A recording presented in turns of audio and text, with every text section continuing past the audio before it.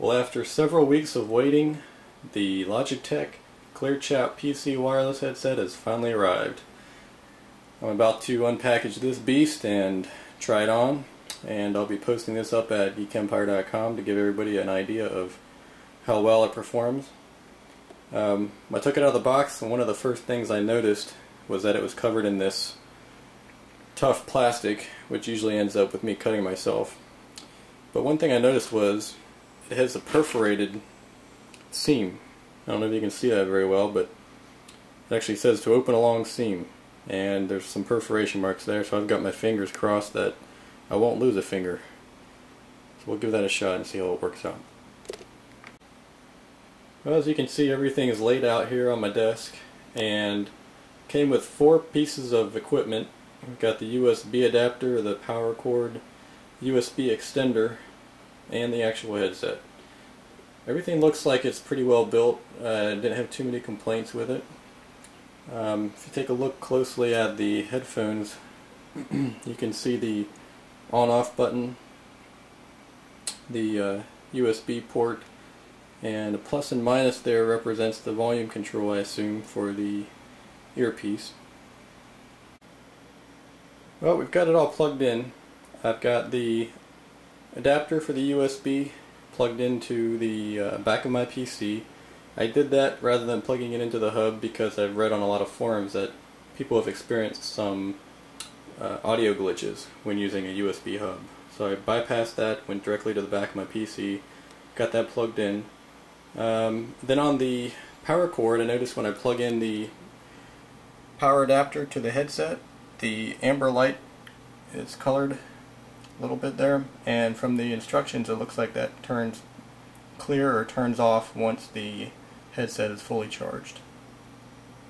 Back on this USB extender, I noticed that this case, or the base to this extender, is pretty sturdy, so it's got some weight to it, which is nice because we don't have to worry about that flopping around, getting moved on the desk. So while this headset's charging, I thought I'd go ahead and see what happens when I plug in the USB adapter into the extender.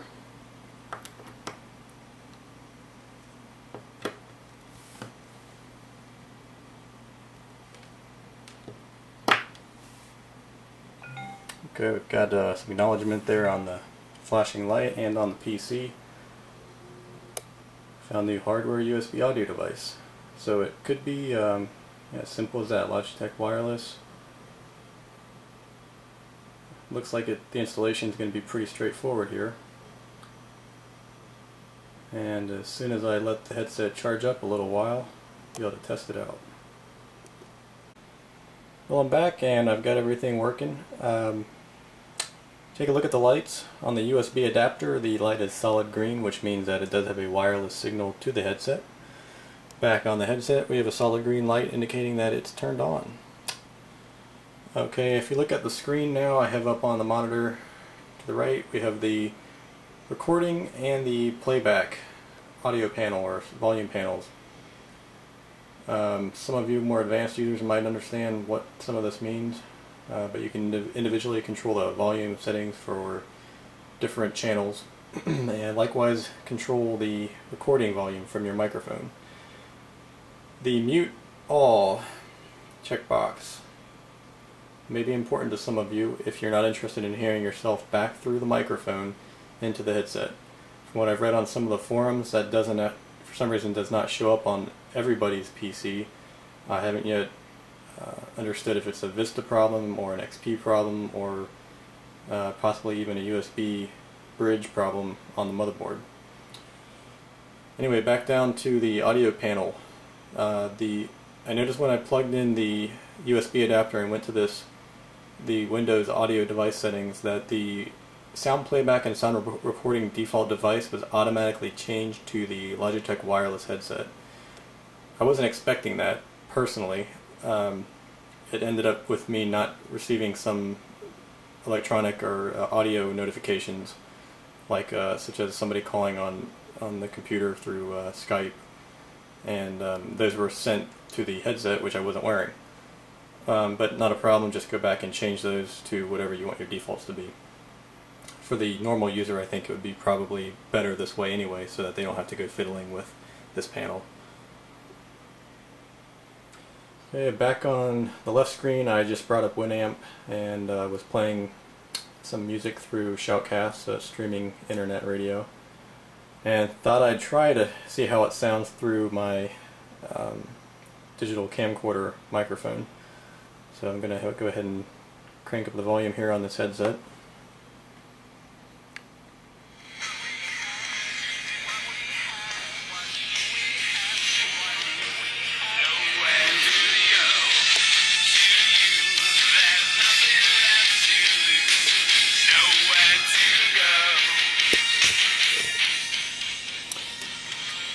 Alright, we'll see how that comes out on the playback. But for the most part, I thought the sound quality was very well for a wireless headset. Obviously the speakers are going to be rather small. I don't think you can expect a whole lot from a headset this size as far as tonal range, but I think it's very good. The next test I'm going to go through is the microphone to see how well that works, and I'm going to have to find somebody to contact on Skype or through Jabbertel. Till then, be right back. Looking at Jabbertel, it appears that nobody's available right now to chat with.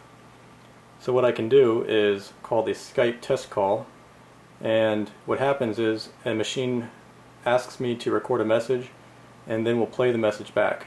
So we'll go ahead and give that a shot.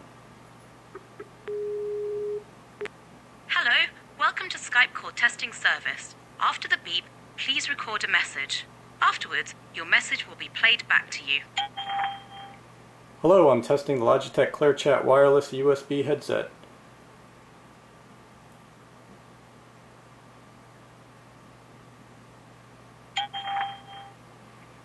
Hello, I'm testing the Logitech ClearChat wireless USB headset. Okay, so we hang up. And I think the audio quality is very good. So what I'll do next is start playing with this for a few days and give everybody an update on Geekempire to let them know how it works out in the real world. Thanks for watching.